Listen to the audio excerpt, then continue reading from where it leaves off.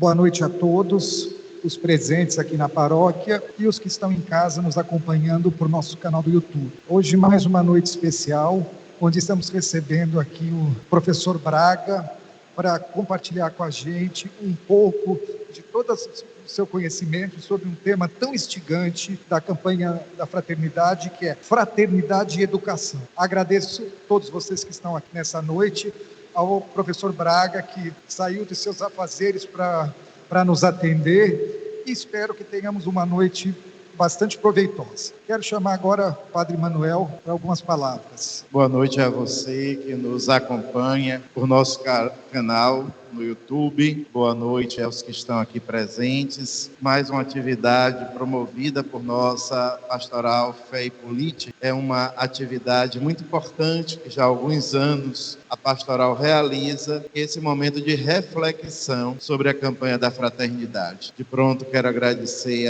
a equipe da Pastoral que organizou esse momento e saudar com alegria o professor Braga, mestre em Educação pela Universidade do Estado da Bahia, coordenador de pastoral no Colégio Marista, um grande militante da justiça, dos direitos humanos, da fraternidade, especialmente através do canal Na Raça e na Paz, onde a gente pode encontrar o Braga em várias oportunidades, em vários momentos. Então, professor, muito bem-vindo. Vamos pedir a Deus que nos ajude nesta noite. Podemos rezar juntos a oração do Sínodo. É um momento em que você pode participar conosco. Aqui estamos diante de vós, Espírito Santo. Estamos todos reunidos no vosso nome. Vinde a nós, assisti-nos, descei aos nossos corações. Ensinai-nos o que devemos fazer, mostrai-nos o caminho a seguir, todos juntos. Não permitais que a justiça seja lesada por nós, pecadores, que a ignorância nos desvie do caminho, nem as simpatias humanas nos torne parciais, para que sejamos um em vós e nunca nos separemos da verdade. Nós vos pedimos a vós, que sempre, em toda parte, agis em comunhão com o Pai e o Filho, pelos séculos dos séculos. Amém. Com essa sintonia com o Espírito Santo de Deus, a quem clamamos, iniciamos este nosso momento. Em nome do Pai, do Filho e do Espírito Santo. Braga, bem-vindo. Muito obrigado, Padre Manuel, Jorge, os demais aqui presentes. É uma satisfação poder contribuir com essa comunidade nesse momento em que a gente torna célebre, celebrar vem de tornar célebre, o tema da educação que conflui com a fraternidade. Eu vou pedir a vocês só uma gentileza, eu vou tirar a máscara porque meu óculos fica embaçando. E quem usa óculos sabe como isso é chato, principalmente quando a gente está precisando ficar um pouco mais concentrado na fala. Queria pedir então só para vocês que a gente vai compartilhar um tema que constitui a própria experiência religiosa. O título dessa minha fala poderia ser modulada. O nome dela, Jorge me pediu, foi A Educação como Expressão da Fraternidade e Construtora da Paz. Então, se a gente vincula fraternidade, construção de paz com educação, significa que a gente está basicamente fazendo o mesmo papel que a experiência religiosa promove em nossas vidas. A educação e a religião, elas nascem basicamente dentro do mesmo cenário de evolução humana. Quando o Homo sapiens sapiens, ele começa a ter capacidade de percepção dos fenômenos naturais, dos fenômenos humanos, e ele começa a sentir necessidade de expressar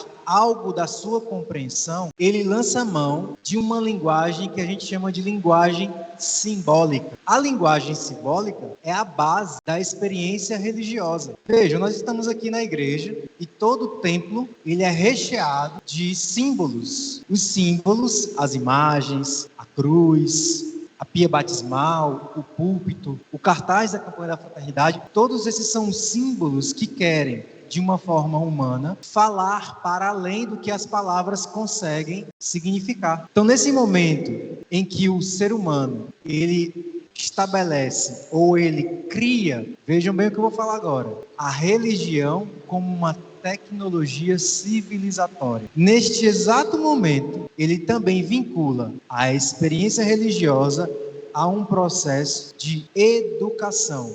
Significa de transmissão de conhecimentos que são forjados na cultura, que são forjados na experiência e que demandam ser transmitidos de geração em geração. Então, a educação, ela revela o tipo e a qualidade do processo civilizatório que a gente está fazendo acontecer. Conhecer é um ato muito humano. E o humano, durante a sua trajetória na história, ele tem 4 grandes momentos de elaboração do seu conhecimento. O primeiro, que eu já acabo de citar, é o momento em que ele olha para o relâmpago e ele não compreende o relâmpago, mas ele precisa atribuir alguma explicação para aquele relâmpago. Ele olha para as estações chuvosas, ele percebe que durante o tempo, durante alguns momentos daquilo que ele convencionou ser, que significaria um ano, as estações chuvosas elas aconteciam mais ou menos no mesmo período. Então ele foi buscando explicações para os fenômenos naturais, e quando ele buscava estabelecer esse conhecimento, o ser humano ele colocou no centro desse processo de conhecimento a narrativa mitológica, ou seja, ele atribuiu a esses fenômenos naturais e alguns fenômenos humanos razões divinas, razões transcendentes, porque ele não conseguia explicar aquilo de outra maneira naquele momento. Na medida em que a gente consegue perceber o ser humano com a linguagem simbólica, com a linguagem religiosa, daí surgem as danças para fazer chover, as danças para parar de chover, os ritos do nascimento, os ritos da puberdade, os ritos funerais. A propósito, provavelmente, os ritos funerais foram os primeiros a serem inventados pelo humano, porque de uma forma ancestral nós começamos a não nos conformarmos com o ciclo vital, aquela coisa de você nasce, cresce, se desenvolve e morre. Esse ciclo vital que é comum a todos, o ser humano começou a não se conformar com essa maneira de estar no mundo e começou a criar ritos funerais, principalmente em relação a seus entes queridos, em relação ao pai, falece, em relação à mãe, em relação aos filhos. Os ritos funerais, então, provavelmente são os primeiros criados para o cérebro humano conseguir, de uma forma um pouco mais segura, lidar com o desconhecido. No fundo, o humano precisa de explicações para lidar com aquilo que ele não conhece. E nossa primeira forma de fazer isso foi com a linguagem simbólica, foi com a linguagem religiosa. O mito, a mitologia, ela ficou no centro dessas explicações. Daí que surge a religião e a arte. A arte rupestre também é uma expressão de tentativa de compreensão e de explicação dos fenômenos da natureza, dos fenômenos humanos, dos fenômenos do dia a dia. Isso eu estou falando de 10 mil, 12 mil anos atrás. 400 anos antes de Cristo, o humano inventa uma nova forma de lidar com a realidade. Ele não considera mais o mito no centro das explicações, mas a razão. 400 anos antes de Cristo, eu estou falando da Grécia especificamente e dos primeiros filósofos da história que surgiram naquele lugar do mundo. E os filósofos gregos foram os primeiros a colocar no centro das explicações a razão. E aí eles abrem mão na mitologia grega, inclusive, que era muito rica, é muito rica, mas eles não querem mais explicar os fenômenos através da mitologia, eles querem explicar pela razão. Então, a partir dos gregos, nós estabelecemos uma compreensão da realidade a partir da razão. Vamos pular, estamos 400 anos de Cristo, 1600 mais ou menos depois de Cristo, 2000 anos depois, a gente tem a invenção da ciência, a criação da ciência. E o pai da ciência, que é reconhecido historicamente, é Galileu Galilei. Então, não é mais a mitologia, não é mais só a razão, mas é a mitologia, a razão, e agora nós temos uma outra forma de compreensão, que é através do empirismo, da ciência. É aquilo que pode ser medido, aquilo que pode ser calculado, aquilo que pode explicar os comos. Vejam, a linguagem religiosa, a linguagem artística e a linguagem filosófica, elas se debruçam sobre os porquês. A linguagem científica se debruça sobre os comos. Como acontece isso? Como é que a chuva cai? Por que se formam as gotas?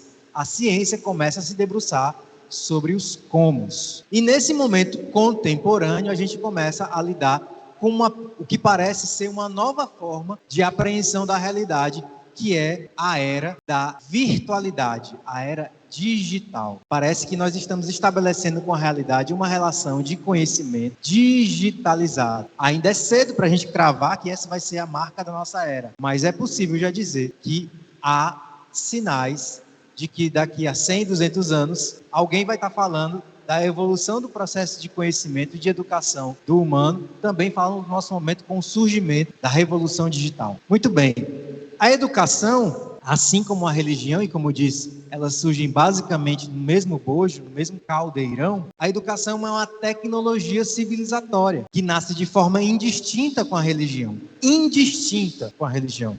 Se confundem, está tudo misturado, ainda não está complexificado, enquanto esforço de compreensão dos fenômenos naturais e humanos. Ao passo que a religião coloca os mitos no centro dos processos de compreensão, a educação ela vai se complexificando e vai tomando contornos um pouco diferentes. A educação ela vai girando em torno da circulação de saberes ao redor da humanização, da socialização ou enculturação, socialização e enculturação aqui é a mesma perspectiva, e da singularização ou subjetivação, que também aqui tem uma mesma. O que quer dizer isso, Braga? Quer dizer o seguinte: a educação, ela tem o papel de nos tornar, ou de tomarmos consciência da nossa humanidade, as dores e delícias de sermos humanos, diria Caetano, tomar consciência dos nossos processos de socialização e enculturação. O que o humano inventou na cultura? Por que nós estamos num templo tão bonito? Que arquitetura é essa? E esse objeto aí que vocês estão sentados? Que tecnologia é essa? E essa câmera ou esse celular que está me filmando? Que tecnologia é? Tudo isso é cultura. Tudo isso foi artefato criado pelo humano. E, portanto, a gente lida com esses artefatos e esses bens culturais e eles se vinculam de uma forma ou de outra com as nossas vidas num processo social, de enculturação, mas também de um processo de uma forma singular. A forma como eu lido com um templo religioso é diferente da forma como um ateu lida com um templo religioso. Estamos no mesmo mundo, mas a forma como um templo religioso chega à minha experiência de singularização é diferente da forma como chega a um ateu na singularização que ele vivencia na vida dele. Vamos avançar. Aí eu tenho, vocês estão vendo aqui direitinho? Tá dando para enxergar direitinho aqui passando? Se não estiver dando para ver, mais tranquilo. Aí nós temos o quê? Nós temos o Papa Francisco, no ano de 2020, no dia 15 de outubro. 15 de outubro é dia de quê? Quem que sabe? Além de ser meu aniversário.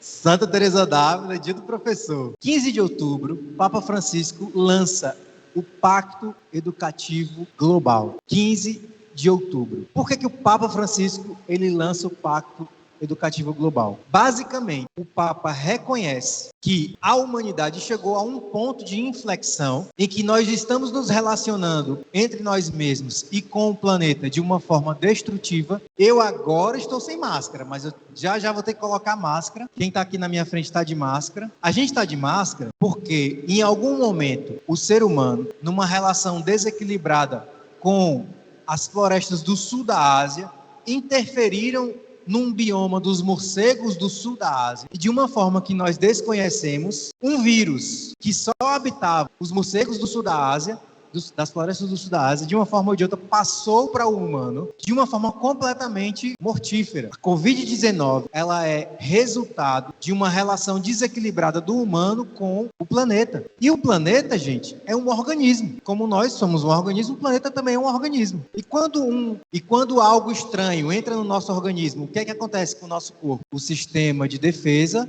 do nosso corpo, do nosso organismo, ele entra em ação para tentar inibir, destruir aquele invasor.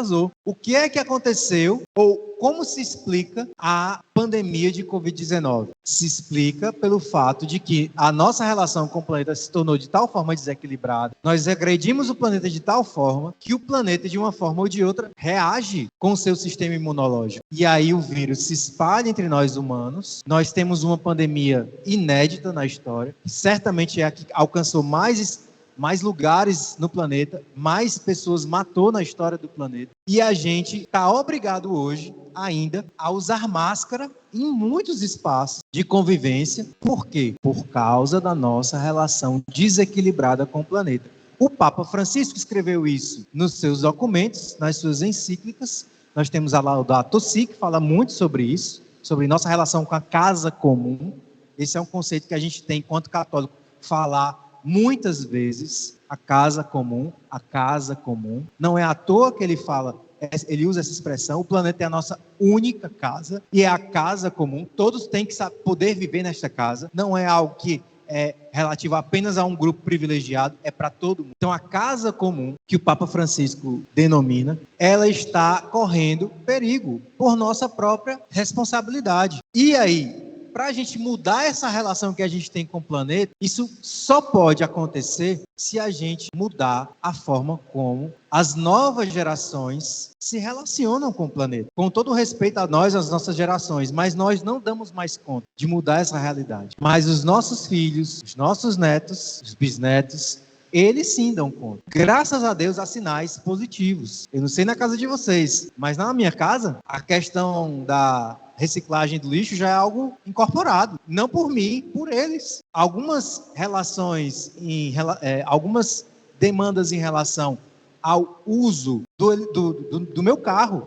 Meu filho mais velho, 13 anos, João Pedro, ele me disse: pai, por que você não melhor botar álcool? Já que tem que usar o carro, não pode abrir mão do carro. Então não bote gasolina, não, bote álcool, bote etanol, que é menos poluente. Então a gente começa a escutar dessas gerações que estão chegando sinais de que realmente eles estão mudando a forma deles se relacionarem com o planeta. E o Papa, ele reforça essa ideia de que só um novo pacto educativo vai conseguir salvar a humanidade. E eu digo salvar a humanidade, não digo salvar o planeta. Sabe por quê? Porque se houver alguma questão com o planeta mais séria, a gente morre, mas o planeta continua. O planeta vai continuar vivendo. É mais fácil a gente ser dizimado por qualquer desequilíbrio climático do que o planeta todo. Não, o planeta vai continuar. A gente aqui não vai. E nesse sentido, a solução que o Papa Francisco encontra é: temos que repactuar o nosso compromisso educativo. Temos que trazer as novas gerações para um outro tipo de racionalidade, um outro tipo de mentalidade. E o que é que ele faz? Qual a leitura que o Papa Francisco faz? Que a contemporaneidade, que não se confunde com a atualidade jornalística, a contemporaneidade é um campo de disputa de projetos de mundo, de projetos de sociedade. E o projeto que está ganhando hoje é o projeto que não vê problema em explorar os recursos do planeta de maneira inadvertida, visando o ganho financeiro.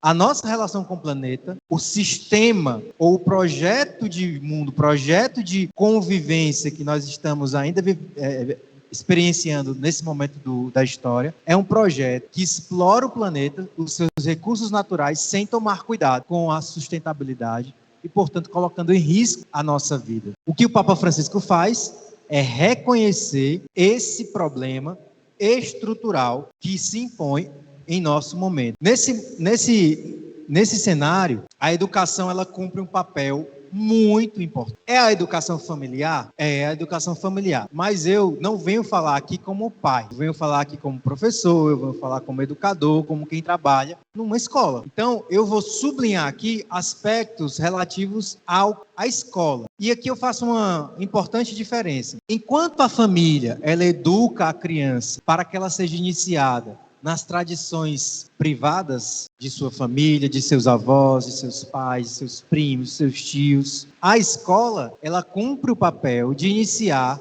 as novas gerações nas tradições públicas. O que é o currículo? O currículo é todo o legado de conhecimento que a humanidade produziu historicamente. Ele é feito um levantamento e cada geração ela opta por determinados assuntos, determinados conhecimentos que foram produzidos ao longo da história, organiza de uma maneira sistematizada e leva para as escolas como um espaço de transmissão desse legado de gerações anteriores para as novas gerações. Então, é uma tradição pública, não é da minha família. Tanto é, e essa é uma das coisas mais importantes da escola, que quando eu coloco meu filho na escola, o meu filho ele vai conviver com pessoas de outra religião, pessoas de outros países, de outros estados, de outras cidades, que têm uma percepção de vida, uma visão de mundo diferente da minha família, que tem uma visão de sociedade diferente da minha. E nesse movimento, a gente vai conseguindo oferecer para os nossos filhos e filhas que estão na escola a possibilidade de aprender numa ambiência de diversidade. E saibam vocês, aprender a conviver com o diferente é tão fundamental quanto respirar. Sabe por quê? Porque não tem ninguém igual a você. Nem se você for irmã gêmea de alguma outra pessoa, seu irmão gêmeo, sua irmã gêmea não é igual a você. Então, saber conviver com as diferenças é uma das maiores riquezas que a escola pode trazer para a humanidade, e é lá que nós iniciamos as novas gerações para que, aí são 3 verbozinhos, provavelmente eu vou repetir muito e eu espero que vocês levem isso com vocês dessa formação. As crianças entram na escola para serem acolhidas no mundo, acolher, para serem encantadas pelo mundo. É você apresentar para os meninos o legado cultural que nós temos. As músicas, os desenhos, os jogos, a fotossíntese, a matemática, a geografia, as artes, a história. E você vai iniciando, vejam o verbo que eu estou usando, iniciar, tá? Iniciação. Escola é iniciação, iniciação ao mundo. E tudo isso vai sendo feito de uma forma a encantar, a envolver, a compreender. Aqui eu acho que ajuda. Tem aprender e tem compreender. Conhecimento, ele é construído não é sozinho. O conhecimento é uma construção coletiva. Ninguém conhece nada sozinho. Se você acha que conheceu alguma coisa porque leu um texto, quem foi escrever o texto? E quem escreveu o texto? Conheceu com quem? Trouxe aquela ideia por causa de quê? Então, conhecimento é sempre uma construção coletiva. Por isso, compreensão. E o último verbo, responsabilização. Então, as 3 palavrinhas basicamente são essas. As crianças estão na escola para, serem acolhidas no mundo, para compreender o mundo e para se responsabilizar pelo mundo. Esses 3 verbos, eles dizem respeito ao fundamental do papel de qualquer escola. Se a escola não estiver fazendo isso, ela está deformando o processo educativo. E o que o Papa Francisco leu, e o Papa Francisco lê hoje, é isso. O processo educativo de nossa contemporaneidade foi deformado pelos critérios da performance, da competição e dos resultados. Performance, competição e resultados são valores do mundo do trabalho, de um mundo do trabalho num contexto neoliberal. E o que a escola acabou sendo influenciada foi porque essa mentalidade de competição, de performance e de resultados chegou até a escola, e a gente hoje está induzido a pensar que escola boa é a que faz o menino aparecer em outdoor dizendo que foi o primeiro lugar no Enem. E a escola no outdoor não explica que fez aquele menino ou aquela menina basicamente adoecer psiquicamente, adoecer fisicamente, adoecer existencialmente, porque ela basicamente, durante 3 ou 4 anos da vida dela, só treinou para fazer prova. A educação, ela foi deformada na nossa contemporaneidade pelos critérios da performance, dos resultados e da competição, para que os nossos jovens, os nossos adolescentes, as nossas crianças possam aparecer no outdoor dizendo que é o primeiro lugar em determinado Olimpíada, determinado Enem, determinado vestibular. Essa é uma das maiores tragédias da educação contemporânea. É confundir acolhida, compreensão e responsabilização com performance, competição e resultado. Se a gente compreende isso, a gente entendeu o que é que o Papa Francisco está falando sobre o Pacto Educativo Global e sobre o que a campanha da fraternidade também está propondo que a gente reflita enquanto católicos nesta quaresma. Nesse momento, então, a gente entende que para a gente escapar de um processo educativo com fins extrínsecos, ou seja, para fora do próprio processo formativo, resultado de vestibular, porque eu quero me qualificar para o mercado de trabalho, porque eu quero, inclusive, motivos moralmente interessantes. Não, eu quero esse título, eu quero esse resultado, porque eu quero ajudar a fazer justiça social. Moralmente, ok, mas até para isso, gente, os processos educativos, eles não estão para fins extrínsecos a eles mesmos. Os processos educativos são para a formação da melhor versão de cada um dos que estão inseridos nele. Professores, estudantes, diretores, coordenadores. É óbvio que é desejável que aquela formação tenha reflexos positivos na humanidade, na convivência, mas o foco é o bem comum. O foco não é a conquista individual. O foco é o bem comum. A pessoa se forma melhor, a pessoa encontra a melhor versão de si mesma no processo formativo, no processo educativo, vai lidando com outras pessoas, vai lidando com as diferenças, vai entendendo o mundo um pouco mais a partir da geografia, um pouco mais a partir da história, um pouco mais a partir da química, um pouco mais a partir da biologia, e tudo isso que é bem cultural, vai o olhar da educação primeiro para fora, aquilo que eu tomei contato vem para dentro de mim e depois precisa voltar para que se expresse, trazendo para fora também a minha melhor versão. Esse processo educativo, ele é muito, muito interessante. Então, a gente precisa estar na perspectiva das motivações intrínsecas da educação, que, do ponto de vista do Papa, demanda um novo pacto civilizatório. E aqui, já digo aqui para vocês o que é que o Papa quer. O Papa ele resumiu em 7 pontos o novo pacto civilizatório. Ele falou da pessoa no centro do processo, acabamos de falar nisso, a pessoa no centro do processo. Gente, não confundam apenas isso. Não é a pessoa, o indivíduo. Não estou falando de indivíduos, né, atomizados. Eu estou falando da pessoa, o humano. E o humano que se singulariza em cada um de nós. Mas é a pessoa no centro do processo. Então a educação não é para... Sabe um desastre, sabe uma tragédia da educação? A gente chegar no menino do 3º ano do ensino médio e perguntar: meu filho, qual é o seu sonho, o seu projeto de vida? Ah, eu queria, daqui a uns 10 anos, ter minha casa confortável, ter meu carro, poder trocar de carro todo ano, ter um emprego com bom salário, poder viajar todas as férias. Isso é uma tragédia, porque o menino em nenhum momento ele se deu conta que ele está terminando o 3º ano, está terminando a educação básica dele, para depois dali, e geralmente coincide aqui no Brasil, né, com a maioridade de 18 anos, para a partir dali ele ter um papel, um lugar no mundo que contribua com o mundo comum, que contribua com a civilização, com o pacto civilizatório, que ele encontre a melhor versão de si mesmo para conseguir, de fato, conviver melhor, para poder ajudar as pessoas que precisam, porque a melhor versão ela está sempre vinculada com as ações, né?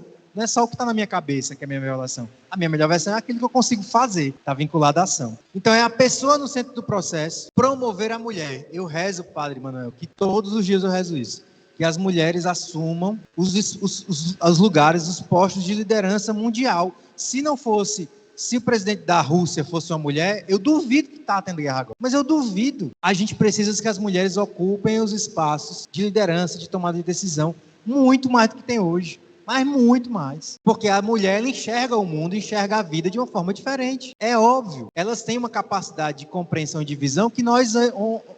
homens, né, masculinos, não temos. E elas precisam assumir esses espaços. O Papa Francisco reconhece, promover a mulher, ouvir as novas gerações. Sabe por quê? Porque cada geração contribui e tem um momento que a gente não consegue mais contribuir. Tem que vir uma nova geração, porque senão o nosso processo ele vira ruína. A gente tem que dar espaço para as novas gerações, tem que deixar as novas gerações falarem, se expressarem, encontrarem soluções para os desafios dos nossos tempos. Tem uma questão que eu acho bem interessante, que é Hannah Arendt, a filósofa que eu amo de paixão, que ela diz o seguinte, ela tem um conceito chamado natalidade. Ela diz o seguinte: toda educação, ela tem que ser, a princípio, por princípio, conservadora. Mas em que sentido, Braga? No sentido não tradicionalista, mas no sentido de conservar o que de valioso a humanidade produziu, concebeu e inventou como herança cultural, como legado para as novas gerações. Mas na medida em que a gente apresenta para as novas gerações esse legado, a gente conserva esse legado, apresenta para as novas gerações, são eles, os recém-chegados, as crianças, os adolescentes, os jovens, que têm que dizer como vão lidar com esse legado e fazê-lo avançar no tempo de sua vida, no seu ciclo vital, no seu ciclo de vida. Essa é uma dos pensamentos mais interessantes de Hannah Arendt. Com isso, ela quis dizer o seguinte: professor, faça uma excelente aula daquilo que você recebeu das gerações anteriores e permita que seu aluno dê as novas soluções para o mundo através daquilo que você está passando para ele, com esse conhecimento que você está passando para ele. Eu acho genial essa perspectiva de Hannah Arendt. O outro ponto, cuidar da casa comum. Já falamos um pouco sobre isso. A relação que a gente tem que ter com o planeta é de cuidado, é de zelo.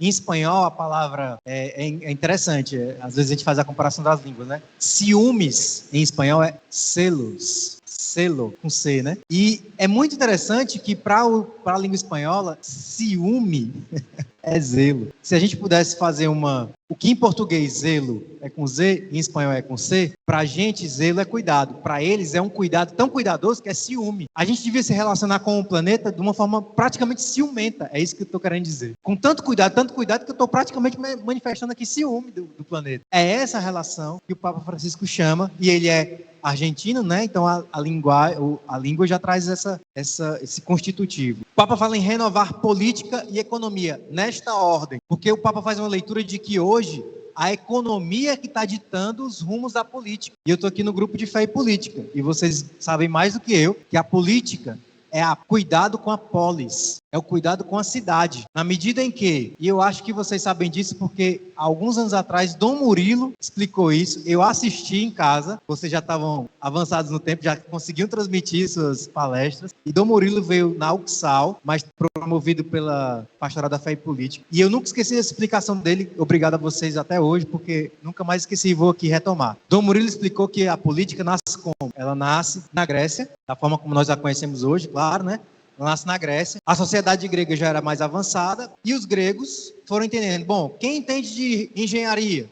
Aí tem os engenheiros. Então, quem entende de engenharia cuida das estradas, cuida das construções e tal. Quem entende de justiça?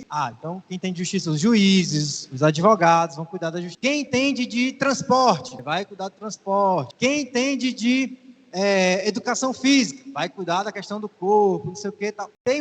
Quem entende de saúde, vai cuidar da saúde. Quem entende de economia, vai cuidar da economia. Chega uma hora que, socialmente falando, tá todo mundo cuidando das suas especialidades, mas ninguém está cuidando do todo e fazendo essas forças da saúde, da economia, do transporte, da engenharia, da arquitetura, de tudo que é constitutivo da sociedade. Não tinha ninguém olhando. E aí os gregos falaram o quê?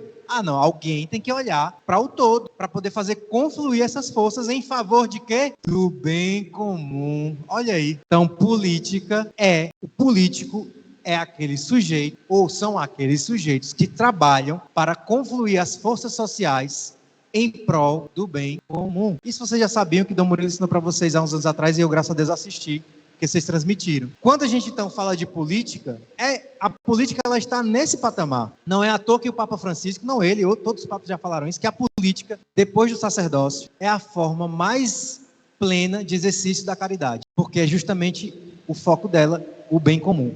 Quando a gente deforma a política, quando é que o político deforma a política? Quando ele pega o que era para o bem comum e coloca para o bem privado dele, ou dos dele, né? A deformação da política é justamente isso. Mas isso significa que a gente tem que renegar a política? Não, porque se a gente renegar a política, vai acontecer o quê? Os que não estão interessados no bem comum vão ocupar esse espaço, porque não tem vácuo. Alguém tem que ocupar esse espaço social. E aí a gente tem que realmente fazer passar pelo crivo, o nosso social também, quem são as pessoas que realmente estão interessadas no bem comum. E aqui no Brasil, a gente tem que falar de um bem comum um pouco mais específico. Aqueles que estão mais sensíveis a quem menos tem, aos mais pobres. A política, se ela tem que eleger prioridades, a prioridade da política é atender os mais pobres, porque no corpo social são os que não têm o que comer, o que vestir, onde morar. Então, dentro do que constitui o que é fazer política, os pobres têm que ter prioridade. Essa é um ensinamento, não é dentro do Papa Francisco, isso é bíblico.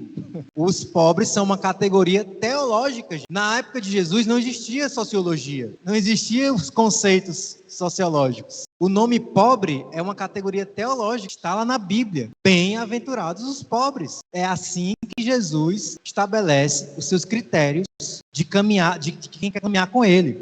Então, só para fechar essa questão da política e economia. A política tem que estar sempre acima da economia. A economia tem que servir a política e não o contrário. E o que está acontecendo hoje é o contrário. Os políticos, eles foram cooptados pelo capital, pelos donos do dinheiro. E os políticos são colocados nos postos de tomada de decisão para atender os interesses de quem tem dinheiro. Ou alguém aqui está satisfeito com o preço da gasolina, do etanol. Por que está tendo tanto lucro na Petrobras? É para atender a interesse de quem? Do povo? Não é do povo, mas dos acionistas da Petrobras. Então, quando a economia ela toma conta da política, se inverte a lógica. E quem mais precisa é quem é mais prejudicado. Então, renovar a política e a economia. 6º ponto, família responsável. Quando o Papa fala de família responsável, ele está vinculando aquilo que a gente falou sobre educação. Responsabilizar-se sobre o mundo. A família também tem seu papel enquanto unidade social, enquanto célula social sobre o mundo. Então, a família responsável, que responde aquilo que lhe cabe do ponto de vista do bem comum. E a acolhida como pressuposto. Nós temos que trabalhar muito. Hoje em dia se fala muito de empatia, né? Empatia começa com...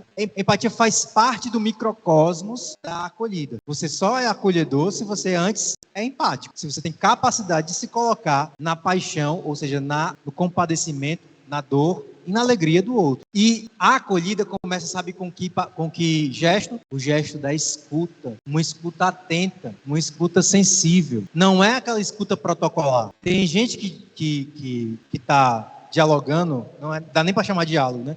Mas tem gente que está trocando palavras com o outro que não está realmente dialogando. Por quê? Porque você está falando e eu não estou escutando você. Eu só estou esperando você parar de falar para poder dar rebatando o que você está falando. Teve escuta aí, minha gente? Não teve escuta. Teve empatia aí? Não teve empatia. Teve acolhida aí? Não teve acolhida. Agora, é fácil ser empático? Não, não é. É fácil ser acolhedor, enfim? Não, não é. É um exercício, demanda um esforço. Demanda colocar para fora a nossa melhor versão. Nós estamos sempre atentos a aprender com o outro. E para aprender com o outro, aprender com a diferença, começa pela escuta atenta. E eu coloquei aqui uma foto de uma mãe indígena, né, e da sua filhinha. Não foi à toa, não. O novo pacto civilizatório, ele está no contexto do Sínodo da Amazônia. Acho que vocês também compreendem esse movimento eclesial do Papa Francisco. O Papa Francisco quer colocar a Amazônia no centro do mundo. Porque se a gente precisa aprender a conviver com o planeta de uma forma saudável, de uma forma equilibrada, a gente tem que olhar para quem para aprender? Para os nossos grupos indígenas. São eles que podem, olha só, a gente que tem uma mentalidade ocidental, eurocentrada, uma mentalidade urbana, a gente acha que eles são primitivos. A gente chama de tribo. Nem é bom falar assim. Nem é bom chamar nem índio. A gente tem usado na academia um termo mais grupos indígenas e indígenas, para tirar essa pecha que a linguagem oferece de que são pessoas primitivas, de que são pessoas incivilizadas, quando muito pelo contrário. A civilização dos grupos indígenas, do ponto de vista da convivência com o planeta, é o que pode nos salvar. É com eles que nós temos a aprender quais são os critérios de convivência com o planeta. E outra, com as mulheres à frente, com as mulheres no centro. Então, mais que estabelecer a educação e o pacto civilizatório, mais que estabelecer formas de transmissão do legado civilizatório, que é decodificado na cultura, a educação quer incidir sobre os critérios. Deixa eu tentar falar de outra forma. Eu posso preparar uma aula de matemática maravilhosa. Se dentro dessa aula, da técnica que eu vou usar, dos exercícios que eu vou usar, da abordagem que eu vou usar do conteúdo, se essa aula ela não for inclusiva, ou seja, se o meu aluno que tem TDAH, se o meu aluno que tem autismo, se o meu aluno que é cego ou que é surdo, se ele não está conseguindo participar daquela aula, significa que a minha aula precisa mudar, porque o critério da inclusão não foi seguido. Vejam como, quando a gente assume os critérios que o Papa Francisco propõe, como isso muda, e aqui é um dado um pouco mais, né, do meu chão, onde eu piso. Os alunos de inclusão das escolas, eles são uma dádiva para a educação, porque eles provocam em toda a comunidade, em especial os professores, a que eles repensem a forma como eles estão ensinando, para que eles consigam participar da aula, para que eles consigam, de uma forma ou outra, interagir com aquele assunto naquela aula. Então, um dos critérios, por exemplo, é o critério da inclusão. Vou passar aqui. Eu estou perdido no tempo que eu não olhei na hora que começou. Padre, só me sinalize aí. Falta quanto? Faltam 10? Sério? Meu Deus! Então, o novo Pacto Educativo Global que o Papa Francisco propõe é que educar não é um campo da experiência humana que não consegue ser abarcado apenas pela palavra ensino, pela palavra treinamento, pela palavra instrução. Educar não é instruir, educar não é só ensinar, educar não é só treinar. Educar, para o Papa Francisco, é iniciar ao mundo, enquanto tecnologia civilizatória de iniciação das novas gerações na nossa casa comum. Aí a gente tem complicador. Iniciar, Braga, a que mundo? E aí entramos numa pauta bem menos otimista, vamos chamar assim. Que mundo é esse? É o mundo em que, conceitos aqui que eu estou trazendo de vários autores, globalitarismo, do Milton Santos, baiano, geógrafo, ganhador do que é considerado o Nobel de Geografia no mundo. Ele tem um conceito chamado globalitarismo. Não é globalismo, pelo amor de Deus. Globalitarismo, que é o que nós falamos um pouco atrás. A economia, ela incide sobre tudo, sobre a política, sobre a família. Tem pai, tem mãe que acha que o filho vai ser feliz se ele tiver êxito financeiro. Só vai ser feliz, só vai ser uma pessoa de bem se tiver êxito financeiro.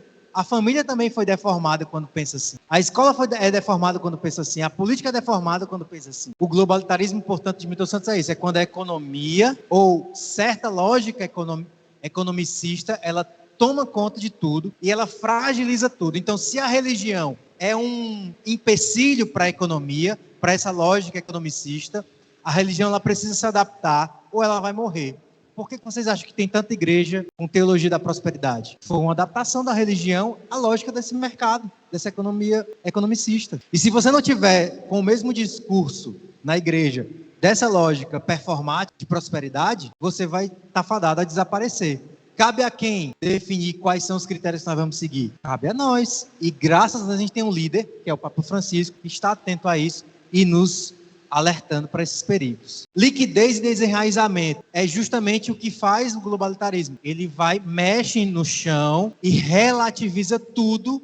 Para quê? Para que a lógica economicista ela tome de conta. A família, portanto, ela está ameaçada por essa lógica, a religião está ameaçada por essa lógica, a política está ameaçada por essa lógica. O império do efêmero vale um instante, vale a sensação, não vale aquilo que está enraizado, aquilo que se perpetua no tempo, como tradição, vale um instante. E aí as redes sociais, elas são muito o exemplo disso, né? O curtir, o reagir, o compartilhar, tudo isso tem a ver com a expectativa do instante. A ética de desejos que sobrepõe-se à ética de normas. Vale o que eu sinto. Ah, mas eu não sinto assim. Vira uma espécie de solipsismo. É tão relativista a coisa que assim, eu estou vendo que essa mesa aqui é marrom. O predominante dela é marrom. Mas aí alguém chega aqui, não, mas eu não sinto assim. Ela não é marrom. Ela é laranja. E por aí fica. Porque para ele, a cor laranja interessa mais para a perspectiva economicista que tem na cabeça dele. É óbvio que eu estou exagerando aqui, bem exagerado. Mas é nessa pegada de a gente brigar. Os fatos já não conseguem se impor por eles mesmos. Por isso se cria uma série de narrativas, uma série de crenças. Olha aí tocou na nossa sensibilidade. A gente vai começando a criar crenças em cima de uma lógica que às vezes a gente nem é consciente. Então a gente olha uma pessoa na rua, a gente vai criando a crença social que aquela pessoa está na rua porque ela é alcoólatra, porque ela brigou com a mãe ou se desentendeu com a família porque não presta, porque está drogado. A gente não conhece a pessoa, a gente nunca viu, mas viu, e a crença que se massificou socialmente é que aquela pessoa ela fez alguma coisa que não presta, por isso que ela está na rua. Aí se você fizer um esforço, possam visitar lá o Levanta-te Anda lá, vocês vão ver quantas histórias completamente diferentes dessa que a gente tem aqui, acha que existem lá para a gente poder conhecer um pouco da realidade dessas pessoas em situação de rua. E aí tem o sujeito atomizado, né? Eu costumo dizer muito para os adolescentes lá no colégio que eu trabalho. Gente, vocês têm que encontrar o lugar no mundo de vocês. Mas eu não sei onde é o lugar no mundo de vocês. Eu só tenho uma certeza. Eu sei onde não é o lugar no mundo de vocês. Não é no quarto de vocês. O jovem tem que encontrar o lugar no mundo dele e eu já digo logo, não é seu quarto, meu filho. Não é seu quarto. Saia do seu quarto. Saia do celular. Saia do computador. Saia do videogame. Porque esse não é o seu lugar. Descubra o seu lugar no mundo. Ainda que você use o videogame, você brinque com o celular, mas é diferente a relação. O seu lugar no mundo é muito mais e é muito maior do que isso. Estou avançando aqui. Esse mundo é um mundo complexo, é um mundo frágil, é um mundo relativizado e nenhuma geração lidou com um mundo light. Isso é verdade. Nem a geração de vocês, nem a minha geração, nem a geração dos que estão vindo agora. Sempre houve guerra, sempre houve fome, sempre houve peste. Mas essa é uma geração que tem acesso imediato a essas informações, a essas experiências. Então ela está sobrecarregada, porque a todo instante ela não só escuta, mas ela também vê, ela também sente que pode ser que a água potável acabe, que estão queimando a Amazônia literalmente, que as calotas polares estão derretendo. Há 15 dias atrás, o Polo Norte teve uma temperatura 40% acima do normal, e o Polo Sul 30% acima do normal, os dois ao mesmo tempo. Isso nunca aconteceu, nunca foi medido na história. Os dois polos terem a temperatura aumentada nesses percentuais, 30% e 40% ao mesmo tempo. Porque o normal é que aumente a temperatura de um lado e esfrie do outro. E quando esfriou no outro, esquentou no outro. Há 15 e 20 dias atrás, esquentou nos dois polos, 30%, 40%. O que é isso, minha gente? Aí, essa geração vai tomando contato com essas informações em tempo real, vai entendendo que a raça humana vai ser dizimada por uma pandemia, ainda estamos em pandemia, ou na iminência de que vão acontecer explosões atômicas, a guerra da Ucrânia com a Rússia. Então, essa geração ela é marcada por essa perspectiva extrema, os eventos extremos, os perigos extremos. E aí, vou dando para minha reta final. Educação é sobre informação e discernimento. Os conteúdos, a herança civilizatória, os legados são as informações. Mas tem uma dimensão da educação que não se ensina. Alguém ensina alguém a se emocionar? Não dá. A dimensão emocional é uma dimensão que não tem uma aprendizagem formal. Alguém ensina alguém a pensar? Também não dá. É uma dimensão que não tem uma forma de ensinar formal. Alguém ensina religiosidade para outra pessoa? Não. A tendência ao sagrado, a tendência ao mistério é algo que ninguém ensina para outro. Isso vai se dando de uma forma não formal. Então a gente está num mundo em que, e aí que está, sobra informação, mas carece de discernimento, carece de critérios. Que não precisam ser os critérios da época de Jesus, nem os critérios da Idade Média, nem os critérios da Idade Moderna. Não, são os critérios do tempo de hoje. Sustentabilidade é um valor que na Idade Média não fazia sentido. Ecologia é um valor que na Idade Moderna não fazia sentido. Hoje, ele precisa ser central, porque senão a gente vai morrer. E o propósito dos valores não é o valor em si mesmo, é a proteção e a dignidade da vida. A gente acha que os valores são fins. Não, os valores não são fins. Os valores são meios. Meios para quê? Para a dignidade e a manutenção da vida. E não da vida individual apenas, mas a vida do todo, a vida de tudo. Dos animais, dos vegetais, do mar, dos rios, das florestas, de tudo. Os valores são meios, não são fins. Então a gente precisa rever os nossos critérios, porque de informação a gente já está cheio. Há um excesso de informação. E hoje na escola, trazendo de novo a escola como um microcosmos do mundo, a escola, ela hoje tem que lidar não só com a falta de informação, mas também com o excesso dela. Os nossos adolescentes chegam em sala de aula, eles veem vídeos no YouTube o dia todo. E nem sempre os vídeos do YouTube têm trazido informações ok, às vezes são informações deformadas a partir de critérios que a gente não conhece. E aí o menino chega na sala de aula, o professor está dando aula, por exemplo, aqui de Revolução Francesa, e o menino já viu um vídeo no YouTube de Revolução Francesa e começa a bater boca com o professor, não, porque não foi assim, porque foi assado. E aí o professor tem que lidar com isso, porque antes não existia. Ninguém tinha estudado Revolução Francesa, a não ser que estava no livro. Leu antes da aula, que era um bom exercício, né? Mas ele liu o que estava no livro que o professor indicou. Então haveria ali uma naturalidade de consonância, de confluência. Hoje não. Os meninos chegam querendo debater com o professor, às vezes a partir sem nenhum estudo. O professor estudou para isso. Ele não sei quantos autores para poder falar sobre a Revolução Francesa. Os meninos querem chegar porque viu um vídeo de 5 minutos no YouTube, querendo saber mais do que o professor. Esse é um desafio. Ou seja, excesso de informação, falta de discernimento. Educação é sobre informação e sobre discernimento. Hoje, sobre informação, falta de discernimento. A gente virou fofoqueiro de plantão. Porque a informação está disponível, né?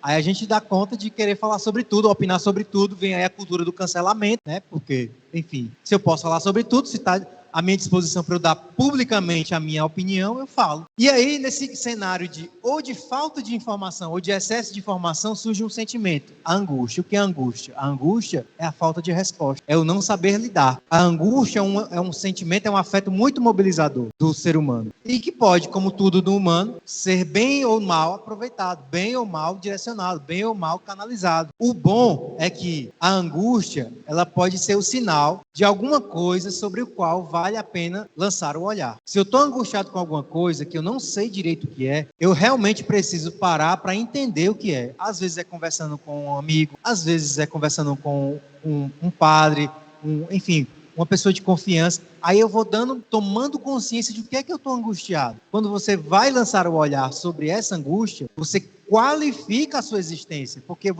então é isso. Você se conheceu melhor, você conheceu melhor o que te afeta, que está ao redor que te afeta, e você também vai conseguir começar, pelo menos, a estabelecer estratégias para lidar com essas angústias? Porque você identificou o que está acontecendo. Por que você está daquela forma? Às vezes isso demora um pouco mais, às vezes demora um pouco menos, mas o importante é a gente estar sensível, atento a essas experiências. Então há um ganho de consciência pela percepção de algo que nos afeta individual ou coletivamente. E se abre um caminho de discernimento pela tomada de consciência que consegue habilitar a gente a um outro nível, e um nível que na educação nós queremos é que os alunos tomem consciência do mundo e que também façam o exercício de chegar num segundo nível, que é o ideal, tomar consciência da sua tomada de consciência. Desculpa se eu estou sendo muito filosófico, mas é isso mesmo. Conhecer o mundo é tomar consciência. A educação, na sua forma mais plena, é o tomar consciência sobre a própria tomada de consciência. Como foi que eu aprendi aquilo? Por quê e que sentido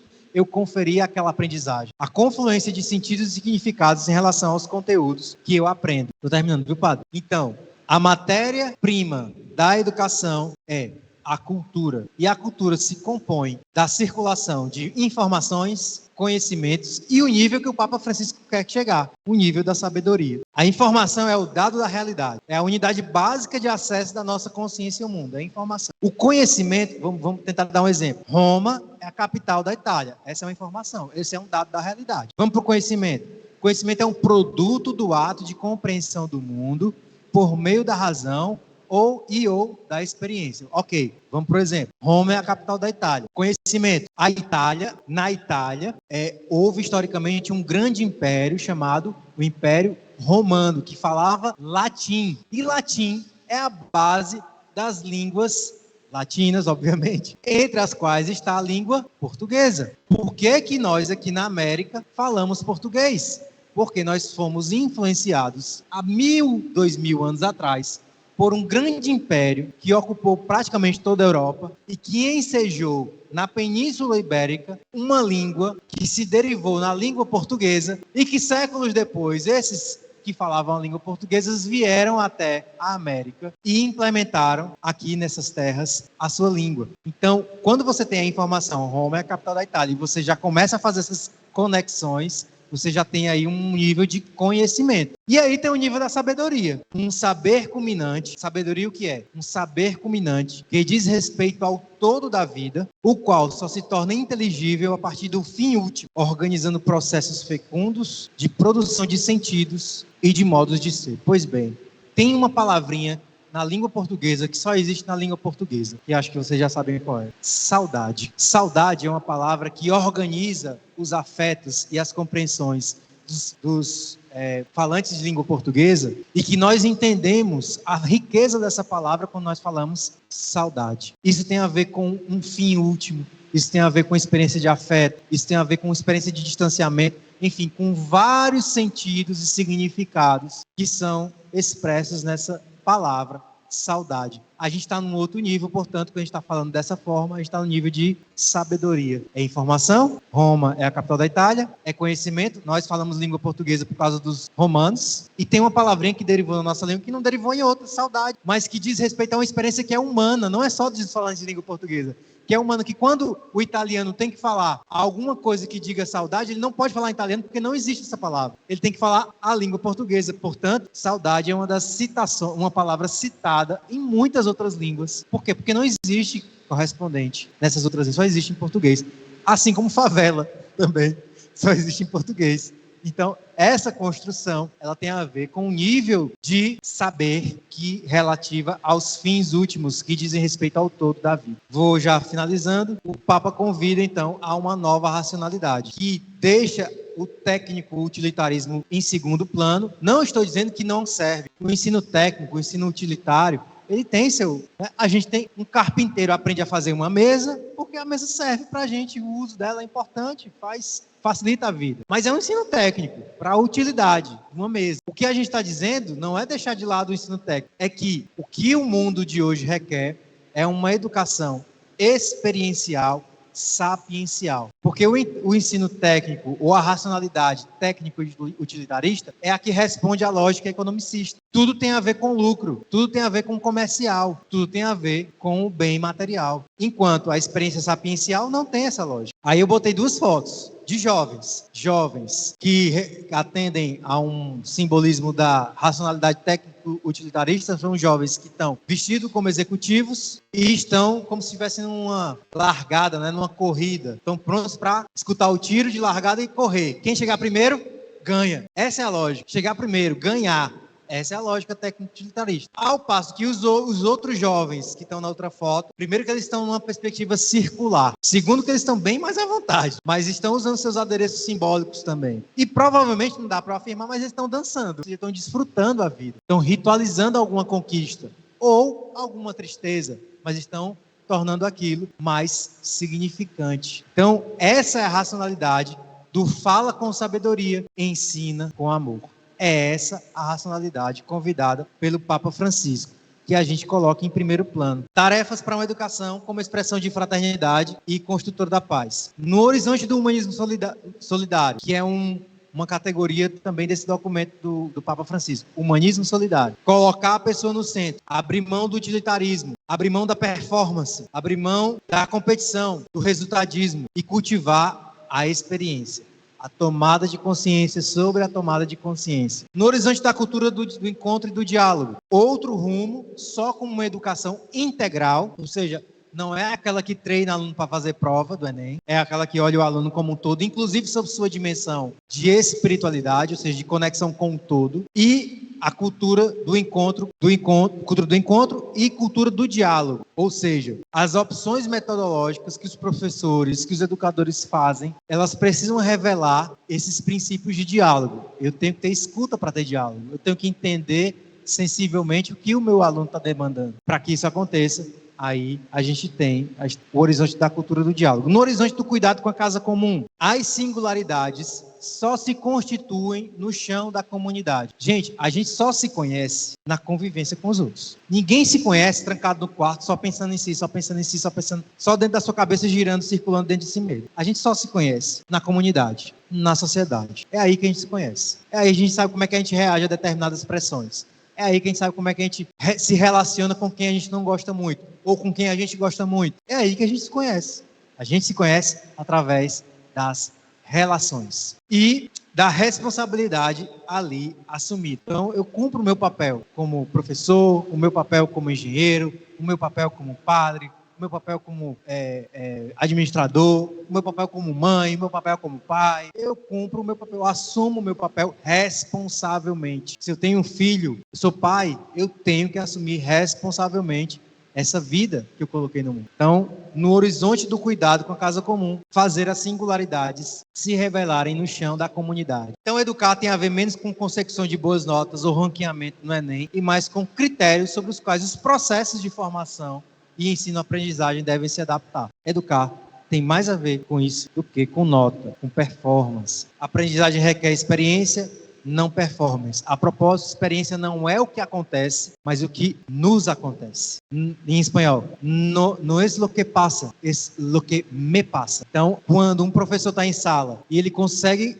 estabelecer um vínculo daquele conteúdo com a vida do menino, ali aquele conteúdo aconteceu no menino. Ali ele aprendeu. Enquanto o professor não consegue estabelecer esse vínculo de sentido, de significado, nada aconteceu. O menino não aprendeu nada, saiu da aula, passou o tempo, perdeu. Então, a aprendizagem requer experiência e não performance.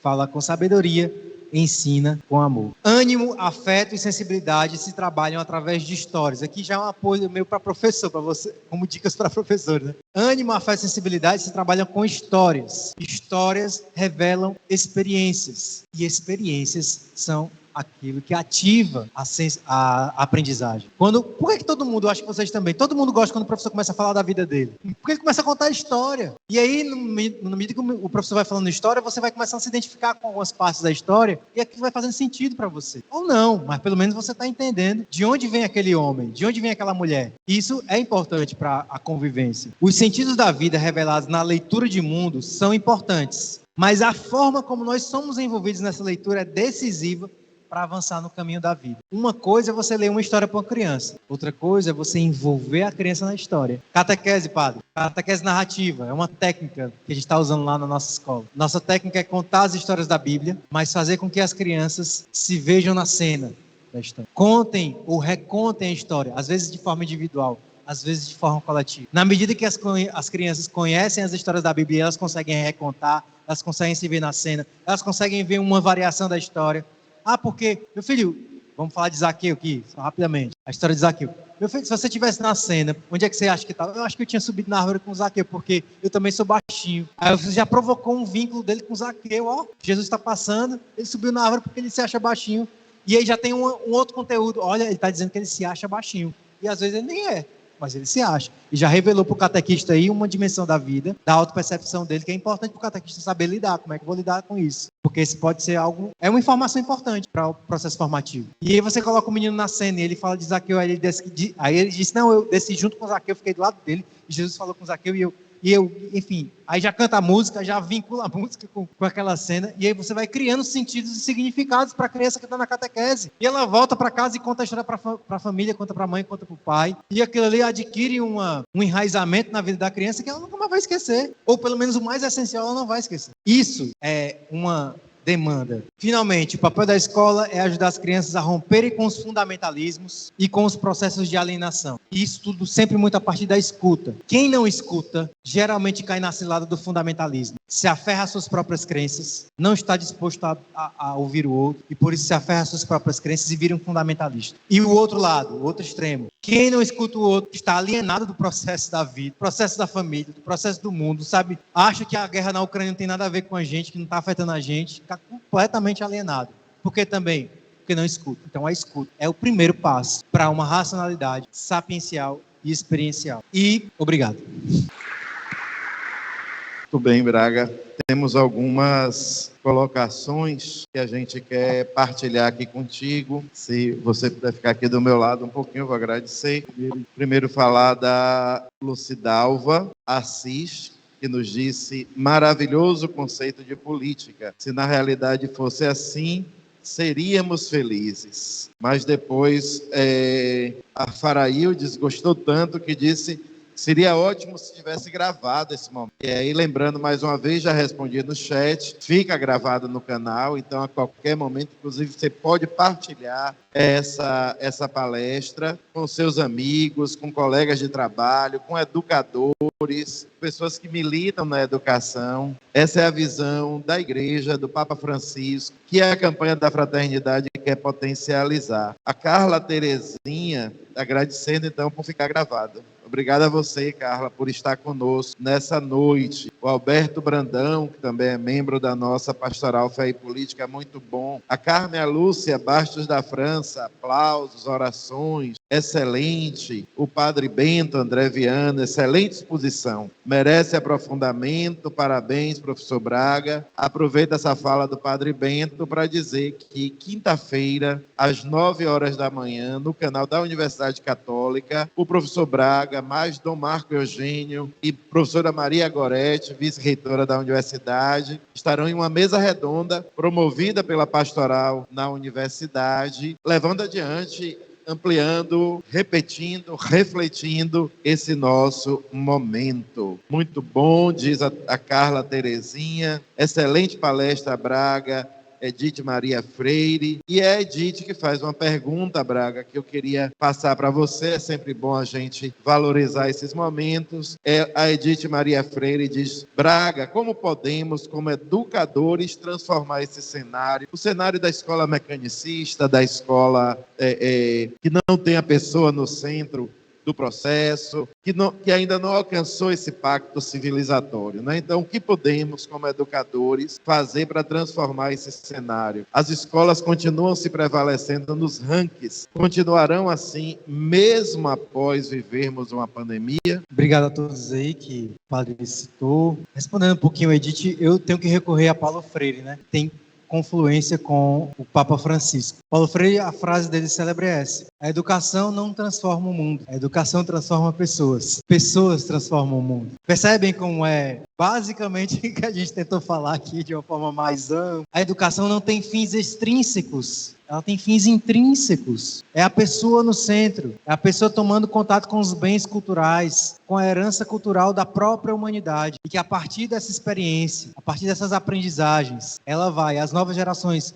vão reelaborando esses conhecimentos e vão avançando no processo, que precisa ser civilizatório do ponto de vista não da urbanidade, não confundamos. Civilização não tem a ver com cidade, não tem a ver com carro, não tem a ver com computador, não tem a ver com... Civilização tem a ver com processos de humanização, de enculturação e de singularização. Cada um tendo a oportunidade de trazer à tona o melhor de si mesmo. E, se me permite, o que o educador pode fazer nesse sentido, e aí eu diria não só o professor, mas os pais, os padrinhos, os tios, enfim, os adultos que acolhem novas gerações, crianças e adolescentes. Eu me apego aos verbos, né, que constituem a educação. Acolher, encantar, compreender, responsabilizar. Acolher e encantar, para mim, estão no mesmo momento. Acolher e encantar. Compreender, juntos. Tem coisas assim que ajudam a gente a uma percepção. Quando a gente fala em juntos, vou contar uma história recente lá do colégio.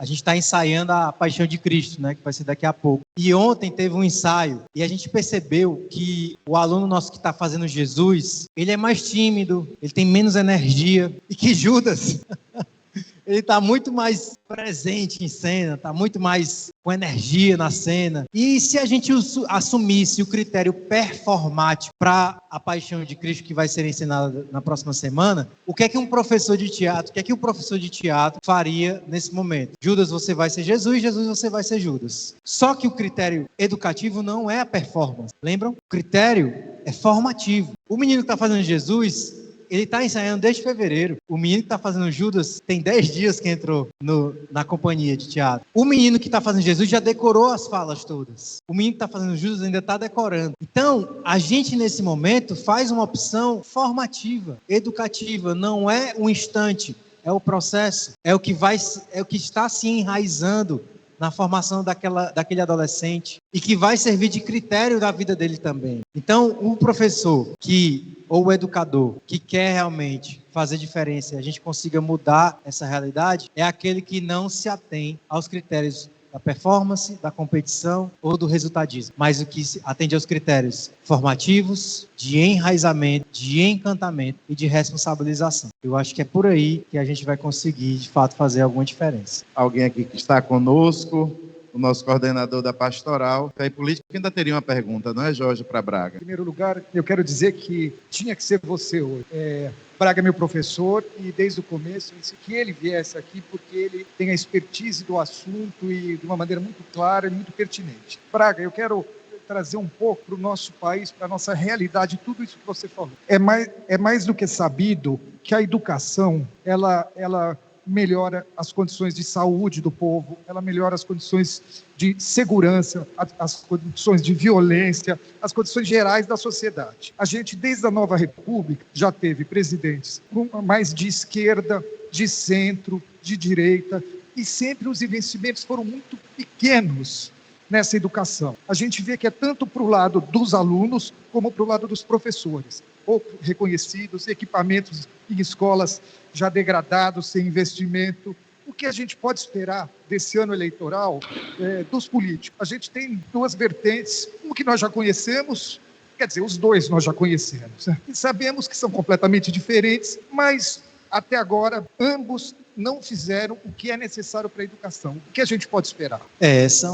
Acredito que, se a gente for olhar o ciclo atual, a gente está no 5º ministro da Educação. Já caíram 4. Na minha escola, tem 3 anos, o diretor foi o mesmo. Mudou agora, é um novo diretor. E tem 2 meses. A gente já viu como em 4 anos, tendo 2 diretores, os processos já mudam completamente. Quanto a gente tem? Estou falando de uma escola de 2.000 e poucos alunos. Imagine isso, no Ministério da Educação, que diz respeito a milhões de alunos e professores, milhares de professores, numa estrutura que alcança o Brasil inteiro. Então, a descontinuidade, ela é muito danosa para todos os processos, em qualquer empresa, qualquer escola. Imaginem nos ministérios. O primeiro ministro da Educação desse ciclo de governo, ele caiu porque ele não tinha noção. O Vélez, esqueci o outro nome dele. Não, o Vélez, o primeiro, o colombiano. Ele não tinha noção do que era a máquina do Ministério da Educação. A única proposta dele que veio à tona foi o revisionismo dos livros de história, que obviamente teve uma resistência enorme. Caiu rapidamente, porque ele mesmo não deu conta. Depois veio um que, participando de uma reunião ministerial, falou em mandar prender os vagabundos do Supremo Tribunal Federal. Por causa disso, ele caiu também. O terceiro, que foi agora o Milton Ribeiro, acho que foi o Milton Ribeiro já depois dele. Teve o Decotelli, que nem chegou a assumir, né, que foi anunciado, que saiu em diário oficial, mas que disse que mentiu, porque disse que tinha doutorado e não tinha doutorado. E aí houve essa celeuma e acabou que ele nem assumiu. Quer dizer, saiu no diário oficial, mas ele não chegou a assumir. E aí agora o Milton Ribeiro, que foi o que durou mais tempo, entre outras razões por causa da pandemia, que acabou que o país se voltou atenção para outras questões, e que infelizmente há poucos dias a gente soube que ele estava negociando através de pastores, olha a religião aí, de forma indevida, se metendo no processo político, através de pastores prometendo liberar emendas, enfim, recursos para aqueles prefeitos que, de uma forma ou de outra, aceitassem uma negociação, que tudo leva a crer que não era limpa. Bom, dito isso, eu quero dizer que as políticas públicas para a educação no Brasil, elas estão mortas, e a gente precisa, de uma forma ou de outra, ressuscitá-la. Eu não tenho como estabelecer aqui com vocês receitas, fórmulas. Que eu sempre me fio são os critérios. Acabei de falar sobre critérios. Educação é sobre informação e critério. E o critério que eu acho que qualquer política pública para a educação tem que, nesse momento do nosso país, assumir é priorizar o ensino fundamental. O ensino fundamental eu estou considerando educação infantil, inclusive, tá?